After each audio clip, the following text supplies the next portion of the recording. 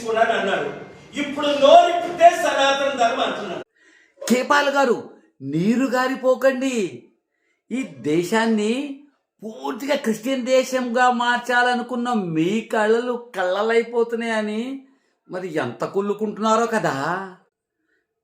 పాపం, బాప్టిజం తీసుకున్నా అన్నాడా?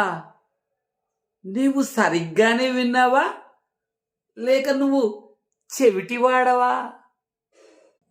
ఏంటి ఇప్పుడు నోరు తెరిస్తే సనాతన ధర్మం అంటున్నాడా? రే, ఎంత తప్పు చేస్తున్నాడయ్యా ఆయన.